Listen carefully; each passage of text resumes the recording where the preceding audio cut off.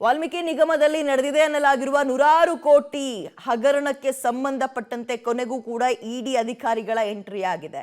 ಹಾಗಾದ್ರೆ ಹೇಗಿತ್ತು ಇಡಿ ಅಧಿಕಾರಿಗಳ ತಲಾಶ್ ನಿನ್ನೆ ಶಾಸಕ ದದ್ದಲ್ ಹಾಗೆ ಮಾಜಿ ಸಚಿವ ನಾಗೇಂದ್ರ ಅವರ ನಿವಾಸದಲ್ಲಿ? ಪಿನ್ ಟು ಪಿನ್ ಅಪ್ಡೇಟ್ ನ ಕೊಡ್ತಾ ಹೋಗ್ತೀವಿ ಬನ್ನಿ.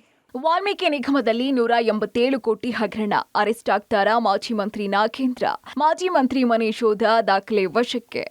ವಾಲ್ಮೀಕಿ ನಿಗಮದಲ್ಲಿ ನಡೆದಂತಹ ಬಹುಕೋಟಿ ಹಗರಣದ ತನಿಖೆ ಚುರುಕುಗೊಂಡಿದೆ. ಜಾರಿ ನಿರ್ದೇಶನಾಲಯ ಮಾಜಿ ಮಂತ್ರಿ ನಾಗೇಂದ್ರ, ನಿಗಮದ ಅಧ್ಯಕ್ಷ ದದ್ದಲ್ ಮತ್ತು ಅವರ ಆಪ್ತರಿಗೆ ಬಿಗ್ ಶಾಕ್ ಕೊಟ್ಟಿದೆ.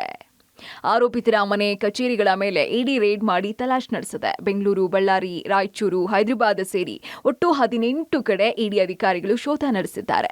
ಇನ್ನು ಮಾಜಿ ಮಂತ್ರಿ ನಾಗೇಂದ್ರ ಯಾವುದೇ ಕ್ಷಣದಲ್ಲಾದರೂ ಅರೆಸ್ಟ್ ಆಗುವ ಸಾಧ್ಯತೆ ದಟ್ಟವಾಗಿದೆ. ವಾಲ್ಮೀಕಿ ಅಭಿವೃದ್ಧಿ ನಿಗಮದಲ್ಲಿ ನಡೆದಿದೆ ಎನ್ನಲಾಗಿರುವಂತಹ ಬಹುಕೋಟಿ ಹಗರಣದ ಉರುಳು ಇದೀಗ ಮಾಜಿ ಸಚಿವ ಬಿ ನಾಗೇಂದ್ರ ಮೇಲೆ ಬಲವಾಗಿ ಸುತ್ತಕೊಳ್ತಾ ಇದೆ. ನಾಗೇಂದ್ರಗೆ ಸಂಬಂಧಪಟ್ಟಂತಹ 4 ಕಡೆ ಏಕಕಾಲಕ್ಕೆ ಜಾರಿ ನಿರ್ದೇಶನಾಲಯ ದಾಳಿ ಮಾಡಿದೆ. ಬೆಂಗಳೂರಿನ ಡಾಲರ್ಸ್ ಕಾಲೋನಿ, ಬಿಎಲ್ ರೋಡ್ ನಿವಾಸ, ಶಾಸಕರ ಭವನದ ಕೊಠಡಿ, ಬಳ್ಳಾರಿಯ ನೆಹರು ನಗರದ ನಿವಾಸದ ಮೇಲೆ ದಾಳಿ ಮಾಡಿ ಪರಿಶೀಲನೆ ನಡೆಸಿದೆ. ಇನ್ನು ಮಾಜಿ ಸಚಿವ ನಾಗೇಂದ್ರಗೆ ಸೇರಿದಂತಹ ಬೆಂಗಳೂರಿನ ಡಾಲರ್ಸ್ ಕಾಲೋನಿಯ ಅಪಾರ್ಟ್ಮೆಂಟ್ನಲ್ಲಿ ಇಡಿ ಅಧಿಕಾರಿಗಳು ತೀವ್ರ ಶೋಧ ನಡೆಸಿದ್ದಾರೆ. ರಾಮ್ಕಿ ಉತ್ಸವ ಅಪಾರ್ಟ್ಮೆಂಟ್ನ 3ನೇ ಮಹಡಿಯ ಫ್ಲಾಟ್ ನಂಬರ್ 302 ರಲ್ಲಿ ವಾಸವಿದ್ದಂತಹ ನಾಗೇಂದ್ರರನ್ನ ಇಡಿ ವಿಚಾರಣೆಗೆ ಒಳಪಡಿಸಿದೆ. ರಾತ್ರಿ ಇಡಿ ನಾಗೇಂದ್ರ ನಿವಾಸದಲ್ಲಿ ಇಡಿ ತಲಾಶ್, ಕಡತ ಪರಿಶೀಲನೆ, ಮೊಬೈಲ್ ಇಡಿ ವಶಕ್ಕೆ. ನಾಗೇಂದ್ರ ಪಿಎ ಹರೀಶ್ ಕರೆತಂದು ವಿಚಾರಣೆ. ಅಂದಹಾಗೆ ನಾಗೇಂದ್ರ ನಿವಾಸದಲ್ಲಿ ಬೆಳಗ್ಗೆಯಿಂದ ಸುದೀರ್ಘವಾಗಿ ತಲಾಶೆ ನಡೆಸಿರುವಂತಹ ಅಧಿಕಾರಿಗಳು ಕಡತಗಳ ಪರಿಶೀಲನೆ ನಡೆಸಿದ್ದಾರೆ. ಇಡಿ ಸಂಗ್ರಹಿಸಿದಂತಹ ದಾಖಲೆಗಳನ್ನು ಮುಂದಿಟ್ಟು ನಾಗೇಂದ್ರರನ್ನ ವಿಚಾರಣೆ ನಡೆಸಿದ್ದಾರೆ. ಹಣ ವರ್ಗಾವಣೆಗೆ ಸಂಬಂಧಪಟ್ಟಂತೆ ಕಡತಗಳ ಬಗ್ಗೆ ಪರಿಶೀಲನೆ ನಡೆಸಿದ್ದಾರೆ. ಮಾಜಿ ಮಂತ್ರಿಗಳ ಮೊಬೈಲ್ ಅನ್ನ ವಶಕ್ಕೆ ಪಡ್ಕೊಂಡಿದ್ದಾರೆ. ಅಲ್ಲದೆ ಪ್ರಕರಣ ಸಂಬಂಧ ನಾಗೇಂದ್ರ ಪಿಎ ಹರೀಶ್ರನ್ನ ಇಡಿ ಅಧಿಕಾರಿಗಳು ತೀವ್ರ ವಿಚಾರಣೆ ನಡೆಸಿದ್ದಾರೆ.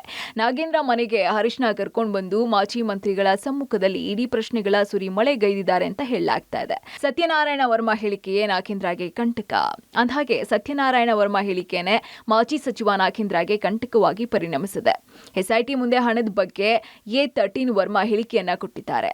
ನಾಗೇಂದ್ರ ಪಿಎಸ್ ದೇವೇಂದ್ರಪ್ಪಗೆ 45 ಲಕ್ಷ ಕೊಟ್ಟಿದ್ದೀನಿ.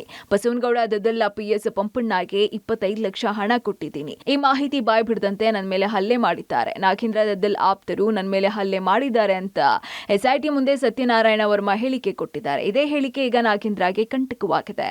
ಇನ್ನು ಅಕ್ರಮ ಅದಿರು ಸಾಗಾಣಿಕೆಯಲ್ಲಿ 10 ವರ್ಷಗಳ ಹಿಂದೆ 1 ವರ್ಷ ಪರಪ್ಪನ ಅಗ್ರಹಾರ ಜೈಲ್ ಸೇರಿದ್ರು.